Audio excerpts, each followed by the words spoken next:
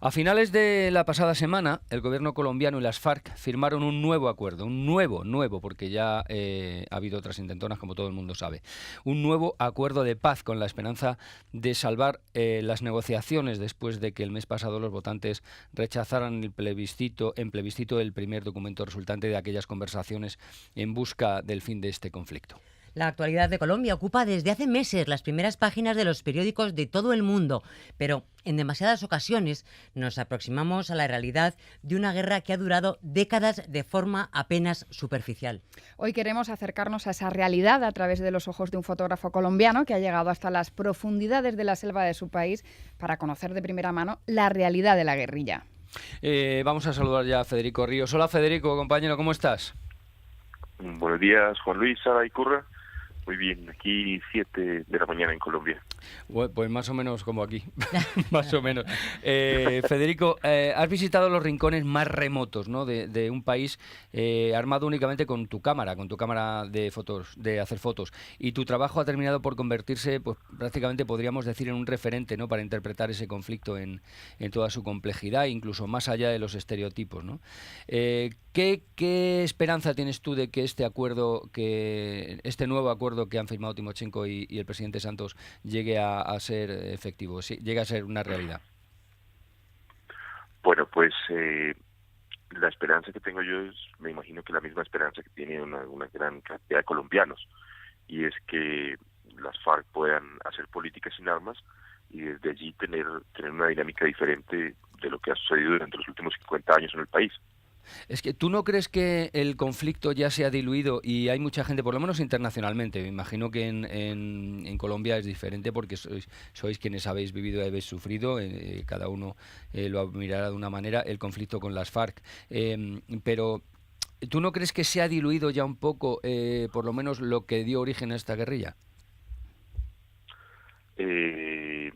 No, yo camino constantemente el territorio colombiano y yo creo que los orígenes del conflicto colombiano están tan vigentes como nunca. No, Es eso una sí, eso pena sí. decirlo, Federico, lo que quiero pero decir es la imagen que se tiene fuera. O sea, la imagen que se tiene en el extranjero de este conflicto, que ya nadie sabe realmente por qué es. En Colombia me imagino que sí, claro, por supuesto. claro, sí. En eso, Juan Luis, creo que tienes un poco de razón, pero yo me imagino que hay también una guerra que se libra en los medios, ¿no? Y parte del conflicto colombiano que hemos vivido es que pues nos hemos encargado de cambiar la imagen y hay un montón de información circulando de cosas que tal vez no son así.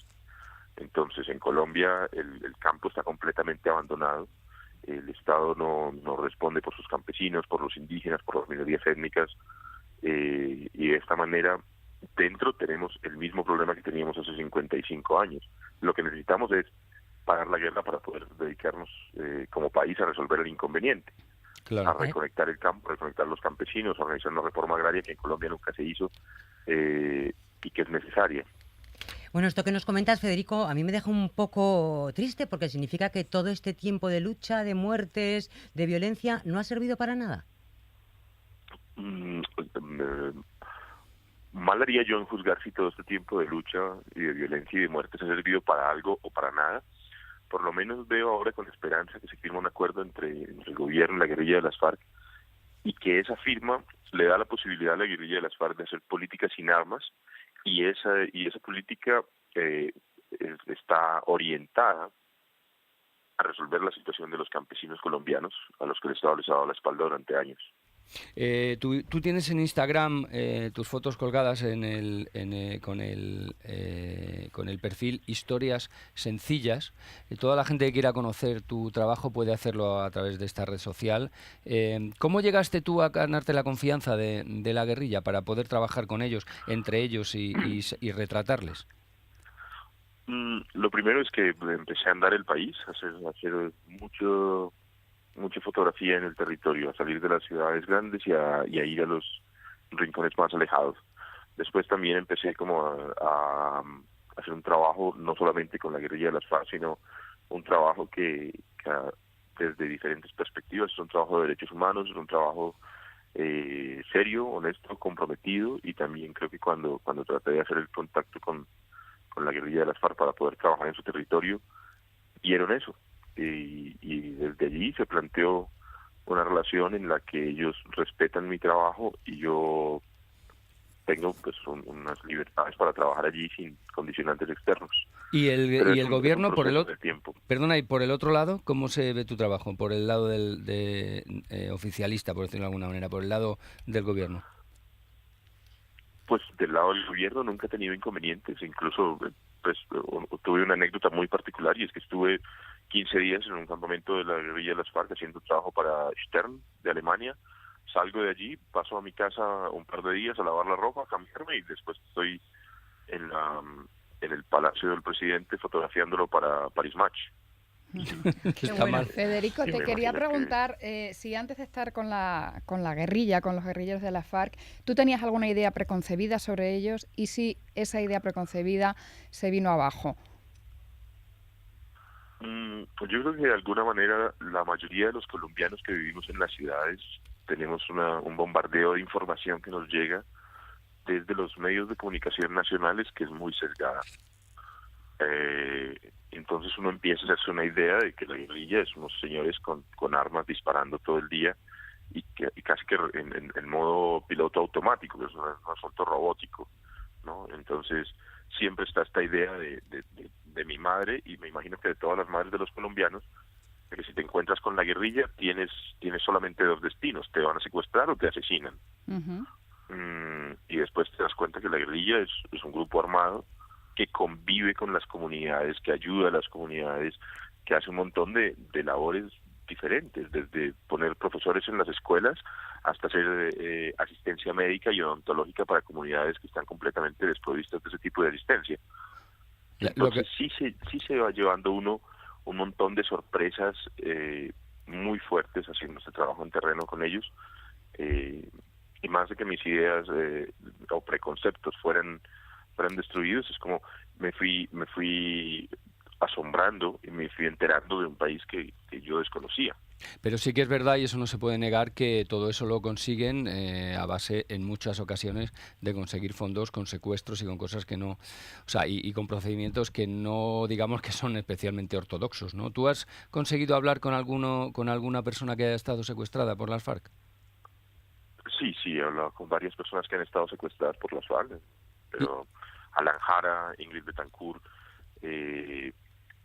incluso con Sigifredo López, que estuvo secuestrado varios años en medio de una situación bien compleja que hubo con unos diputados, y la mayoría de ellos lo que piden ahora es la posibilidad de que el país entienda la importancia del perdón, claro, para que esa situación que sucedió con ellos no se repita con otras personas más. Y están también muy a favor de detener la guerra, de detener toda esta situación tan salvaje y poder orientar todos los esfuerzos en la construcción de lo que necesitamos, de un país con un poco más de equidad y oportunidades.